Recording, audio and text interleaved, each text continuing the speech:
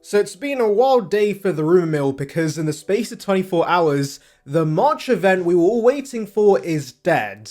But don't worry, that does not mean we're not getting any new products. In fact, we can expect new iPads and Macs as soon as this week, so let's dive into this piping hot information. Basically, all of this started with Mr. Mark Gurman. He is very much the Apple guru, and he out of the blue drops a bombshell report that we're not getting a March event as we've been expecting for a while. However, the rumoured iPad Pro, iPad Air and MacBook Air refreshes could be announced on Apple's site with a series of online videos and marketing campaigns. Essentially, what he's suggesting is a press release, which Apple has done in the past, and in fact, the last major iPad releases were press releases, which were the iPad Pro M2 and the iPad 10. Now, initially, Gurman vaguely said we can expect these announcements in March or April, but then Mac Rumors chimed in and said they have a proven source suggesting we could see press releases as soon as this week, which is very exciting news. Now, the source doesn't exactly know what's going to be announced this week, and there is a chance Apple trolls us by only releasing a new USB-C Magic Keyboard and calling it a day, just like they randomly released the USB-C Pencil back in October. But here's hoping we get all the rumoured iPads and Macs this week. In terms of when and how they'll release this, I'm really hoping they do a repeat of what they did in March 2019 and January 2023, where each day we got a new release. So ideally Tuesday, Wednesday and Thursday will have new announcements. That would be awesome, and I'd much rather have the press releases spread it across the whole week just to keep the momentum up and of course make my life slightly less miserable. But I could totally see Apple dropping everything on the same day as well. If it does release on the same day, Supercharged believes we could see announcements on March the 7th, which is a Thursday, but they're not a very credible source, so we shall see what happens. Also, to confuse things further, because why not, Mark Gurman then later said, we will see a new accessory this week and the main releases we've been waiting for next week. So the joke I just made earlier about a USB-C Magic Keyboard might come true, although there have also been rumours about new Beats Solo 4s, so maybe that's this week's release. And then the iPad Pro and MacBook Airs next week, which is what Gurman mentions, are low in stock at Apple stores right now. Interestingly, he says nothing about the iPad Air 6, but I still think we can expect that as well. Either way, guys, I'm just hyped we're getting new products very, very soon. Now, for those wondering about all the deets regarding these products, I did actually record a video regarding this a few days ago, back when we were expecting an actual event. However, it's still pretty relevant, so I'm just going to combine these videos together. My top might change, the background color might change, and I'll occasionally mention the word event, but just forget about that and focus on the rumored specs of the new iPads and Macs. Okay? Right, let's go back in time. Cue the cool transition. Let's begin with the refresh that is most likely coming at this event, and that is the iPad Air 6. Now, why I think it's most likely is because number one, we haven't had a refresh to the iPad Air in nearly 2 years, and it's usually on an 18-month refresh cycle, but also number two, this is going to be a pretty boring update. Because Apple's basically updating the specs and calling it a day. It's going from Apple M1 to M2, which of course is going to give you slightly better performance.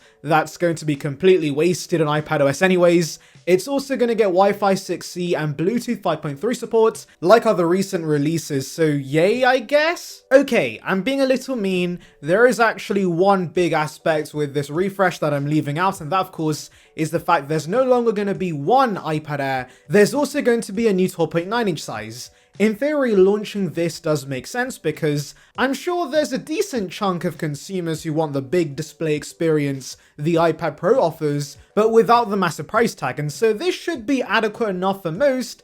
But like I've mentioned many times on the channel, this won't exactly be a cheap iPad. You see, based on the fact the 12.9-inch iPad Pro used to be $200 more when it was using LCD like the 11-inch, there is a strong possibility the 12.9-inch iPad Air follows suit, and it starts at $799, which is very much iPad Pro territory. That's how much the 11-inch Pro goes for right now, and yes, I know the upcoming iPad Pros are going to get more expensive, but it's still a tough pill to swallow, guys. This will essentially be a 60Hz LCD iPad for $800, and so I really don't see the point in this. I mean, you can go on Apple's refurb site right now and you can find the M1 iPad Pro for around this price, and remember that will get cheaper once the M3 model launches, and also the M2 iPad Pro is eventually going to find its way on the refurb site.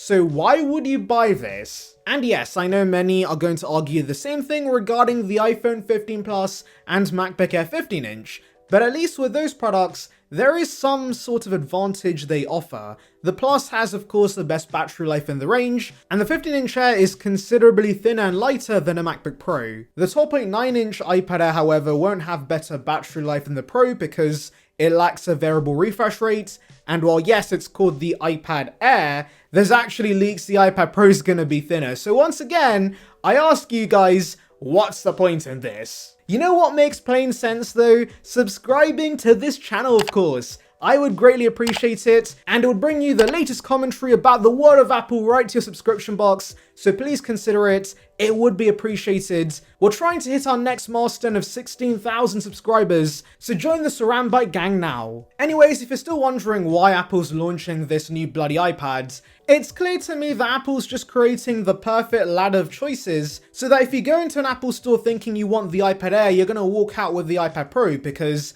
it's only $200 more, and so you end up getting the highest end device, and that's gonna make Timothy very happy. I guess it's not all bad news because this obviously will eventually go and sell, and maybe it could be $650 in a few months, in which case that's a pretty solid deal. But the only advice I will give you guys is that you should not buy this at a retail price. Oh, by the way, completely forgot about this, though you probably don't care anyways. But the iPad Air is going to have a fancy new camera module that's very similar to the one rumored for iPhone 16. But yes, that should be the only visual change. Even the dimensions are going to be very similar to existing iPads, and I'm hoping the colors are more vibrant this time, but a part of me thinks Apple believes muted colors exude premiumness, and so they're most likely going to give us yet another range of colors that look grey in most lighting. Moving on to more exciting news, we have the M3 iPad Pro. So this has been long rumored, guys, as a radical upgrade for the Pros, considering they haven't changed much since 2018. And the big change is of course going to be OLED. OLED is something we're already familiar with on the iPhone and the Apple Watch, and it's going to give these iPads a ton of benefits like increased brightness, higher contrast ratio, lower power consumption, and also LTPO tech so the display can go down to 10 Hz to save battery life. Though I have long theorized that Apple is going to bring the always-on display to the iPad Pro so that of course it can support standby, and so if that's the case, it should be able to go down to 1 Hz. And notice how I said iPads in plural, because yes, it's heavily rumored the 11-inch won't be left out, and it's also getting OLED just like the bigger size, which hasn't been the case since 2020, so yeah, that's very nice. Not only this, but Apple's using the same LiPo tech they used on the 15 Pro to shrink the bezels, and so the new size options are going to be 11.1 inches and 13 inches, and it seems the actual bodies aren't going to be that much larger. However, they are ever so slightly different that you will have to buy a new Magic Keyboard, which isn't fun. Also, what's worrying is that, as I mentioned earlier, the iPad Pros are getting even thinner. It's going to be 5mm thin, which is a good 1mm thinner than the already very thin iPad Pros we have today. And let me remind you, those already bend pretty easily, so I very much worry about the durability of these iPads. I guess Mr. Jerry Rig Everything will have to put that to the test. Now, all these changes are not going to be cheap for Apple, especially OLEDs, and so a consistent rumor has been the fact these Pros are getting more expensive. I've been pretty mixed on this. No one really likes a price increase in the first place, let's be honest, but especially for the iPad Pro, where it's already hard enough justifying today's retail price, these getting even $100 price hikes would be a very tough sell. So I do wonder what final pricing will be for these iPads. There are some ludicrous rumors out there saying it could be $1,500, but hopefully it's not that bad. Obviously, we're also getting the typical spec refresh with this iPad, so of course, it's going to get the relatively new M3 chipset, which is going to be utterly overkill. There's also talk about MagSafe wireless charging, which I'm pretty iffy on. I'd much rather have the Mac version of MagSafe. And also, there's still talk regarding a new Magic Keyboard with a larger trackpad, an aluminium top casing, as well as a 3rd generation Apple Pencil. Finally, the last product category we should see at this event is the new MacBook Air, and this is even staler than the iPad Air, to be honest. It could quite easily be a site refresh, not gonna lie, because all they're doing is throwing the M3 and the 15-inch and 13-inch, and calling it a day. That's the only change. Now, of course, M3 is going to give us ray tracing, which is pretty nice. But as I've discussed in my videos regarding the M3 MacBook Pro, the upgrades we saw with M3 did not make a massive difference for many of us. And so if you find the M2 for less, definitely go with that instead. Anyways, let me know your thoughts in the comments. Make sure to like and subscribe for more content like this. And thank you for watching.